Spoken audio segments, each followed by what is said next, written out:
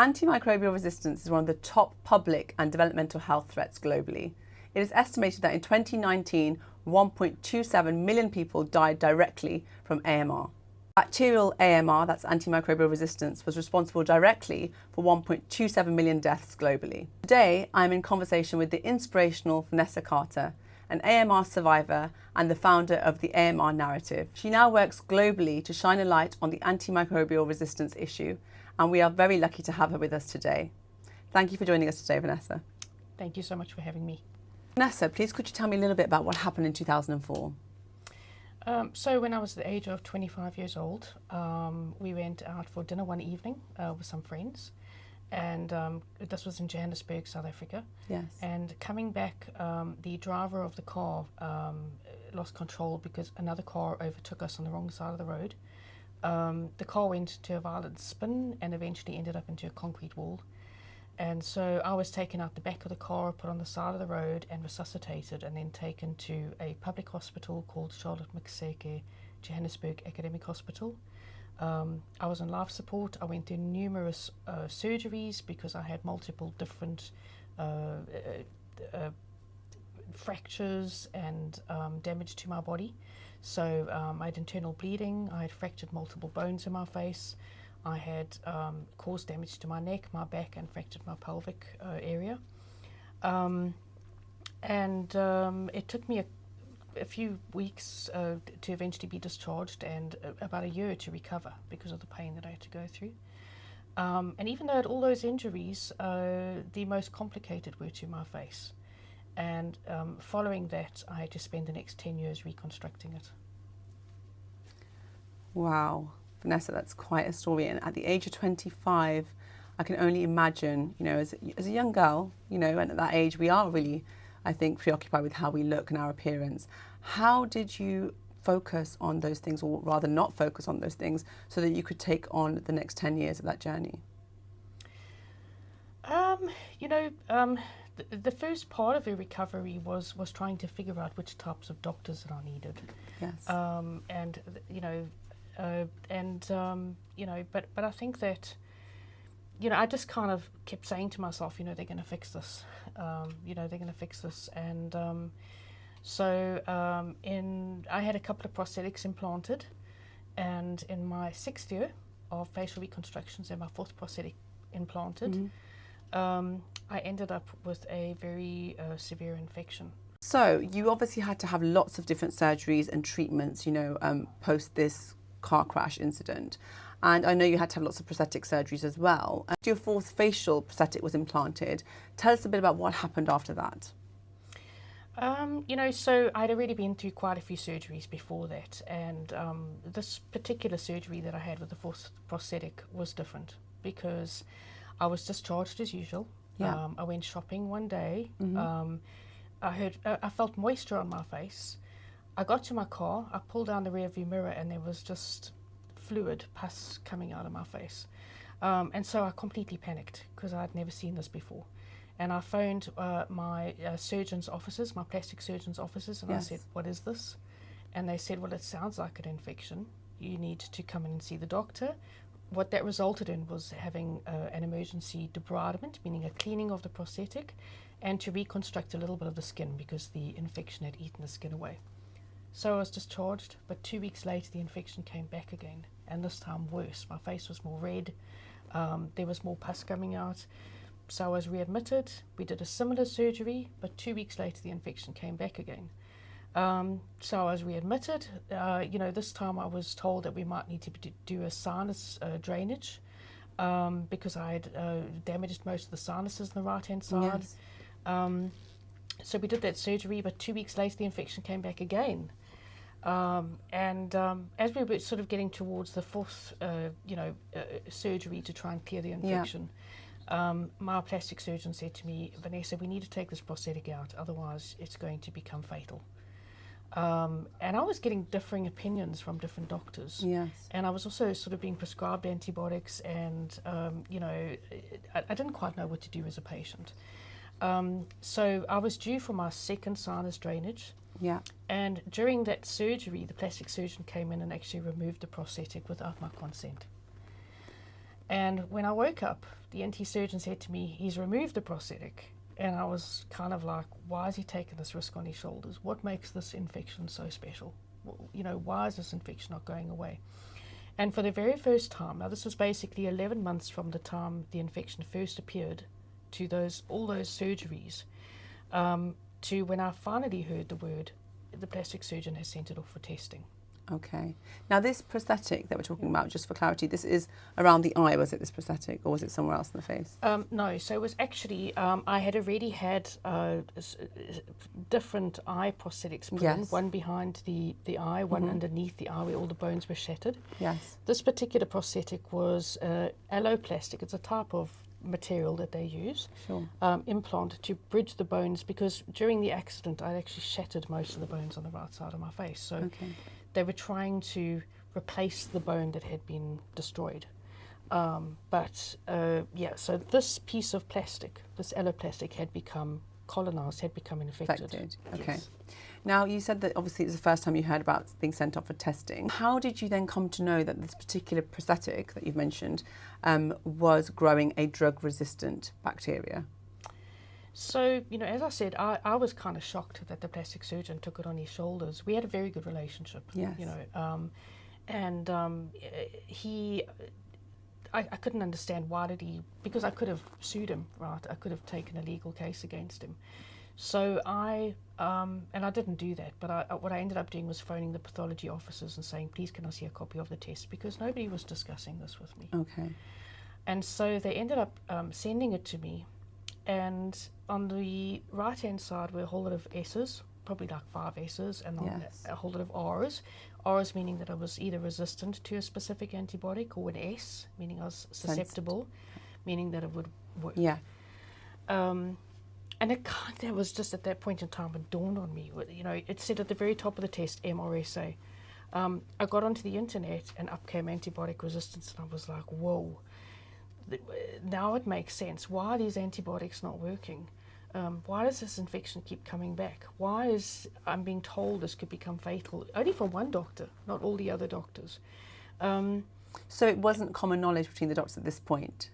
No, it wasn't. And it also wasn't normal for them to send, obviously, prosthetics off for testing, so obviously you were quite shocked that they had sent it off. Was that something that you felt was a new sort of step that the doctor had taken, because you said you were quite shocked, you know, and he'd taken quite a risk to go and do that? Yeah, so, you know, the face is a very difficult area to do surgery on. So I had what you want to call a multidisciplinary team. I had a maxillofacial surgeon, ENT surgeon, ocularist, ophthalmologist, plastic surgeon, and they weren't working as a team. Yeah. They were all working in their own sort of departments. sphere. Exactly.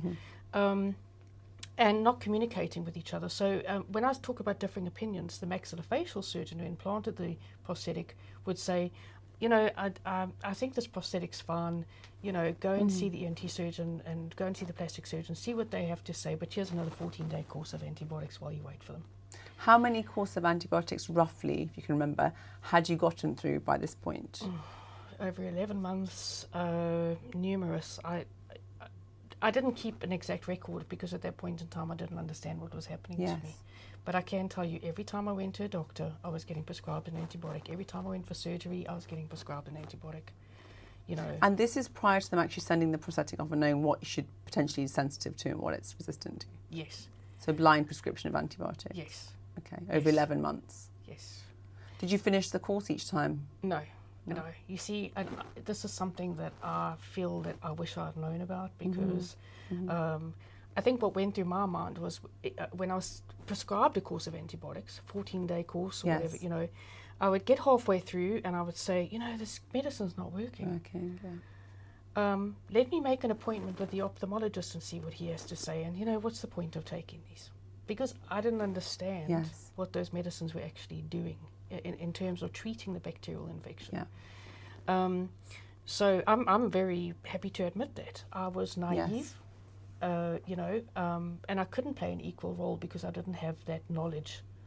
And also the lack of, you know, education around, I think, antimicrobial resistance. There's still that gap there today. So we're talking years ago, and obviously there probably wasn't even more of a need to raise awareness. So I think you know, you can take some responsibility for it, but actually I think mainly the health system also needs to raise the game when it comes to raising awareness on these matters. So we know that obviously when you take a course of antibiotics, it's important to complete them, because if we don't complete the course that is prescribed to you, then you might be giving that bacteria almost a heads up in becoming a bit more clever and being able to become resistant to the antibiotic. It's also important that we know that when you take a course of antibiotics, whatever the length or duration of the course is, your doctor has prescribed that because of evidence that we have to show that if it's a shorter course, it's going to be still as useful, for a particular infection, as say a longer course for a different infection. Every infection is different, every treatment is different. I think that's really important to stress. Now, you mentioned that you wish you had known that before. How do you think it would have changed your journey if you had known about the need of completing a course of antibiotics, first of all, and also knowing that, why are you taking this antibiotic in the first place from all the different specialists that were prescribing it? There's a lot of things I would have done different. Yes. Number one, I would have asked for a test sooner if I'd known there was such a thing. If I had known there was different types of infections, and I think patients just don't realise that, if you see pus, swab it. Just yeah. Because everybody thinks antibiotics is like, it cures everything. So if I had known that, I would have asked for a test sooner. I would have potentially made more informed surgical decisions. Yes. And that more informed surgical decision would have meant to take that alloplastic implant out sooner. Yes. Because the longer that I left it in, the more damage was caused to my face. And I now live with a facial disfigurement because of it. It was caused originally by the car accident, but I had more of a chance of fixing it had I known, had I had been in a position to make that decision, and known about the risks. We're talking about a patient that had been through surgeries for 6 years. Where along those 6 years, I wasn't a new patient. Nowhere along those 6 years was I ever told, we're going to implant this prosthetic and we're going to implant that prosthetic. Nowhere ever was that conversation coming into play saying, and these are the risks. Yes. So whenever we implant a foreign body into the human body, whether it's a plate, whether it's a prosthetic, there's always going to be a risk of infection. I think it's really important that we raise awareness and educate our patients on that. So I think you're completely right. That's something that should have been discussed, at that time. And it's great that you are talking about that now, because I'm sure you're going to help a lot of people. Every decision, I think, should be an informed decision where you know about the risks and benefits. And also, if you do have an infection, say you've said yes and now you have an infection, what are the steps you should be taking, So I think as a GP, for me, when a patient comes to clinic and they have an ear infection, for example, if there is pus, I actually most likely will not start antibiotics, depending on how they are clinically. I think, and if I do start something, I clinically swab and then send off, so we can see exactly what it's resistant to, and we can change that if needed. We give the shortest course possible, so that we are protecting individuals, in the future if they need a common antibiotic.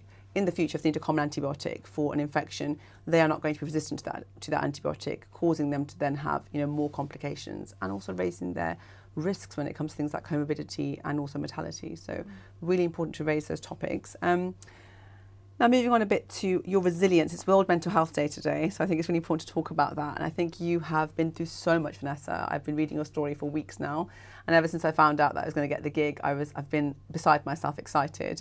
You are a huge inspiration to me, and I'm sure to many other medics out there. How have you remained resilient? Because you have. If you follow your story, you're an ambassador. You work for the World Health Organization. You work for UN, recently UNGA. You've done lots of inspiring things. How have you remained resilient over the years? That question's quite wide, because when I was surviving AMR at the time, it was about my family, it was about my kids. I had 2 kids, I had 2 boys, and as a mother, what do you do? You what are your choices? You either give up or you carry on. So I obviously chose to keep moving forward. There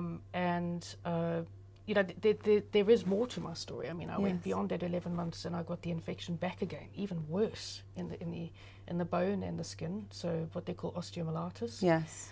And that was really like my real down point. And also very notoriously tricky to treat, osteomyelitis. So I can imagine. Yeah, even worse to treat than that colonized prosthetic. And that moment that I sat there and I got online and I started searching for all of the answers I could possibly find. So So again, I think that was my first point of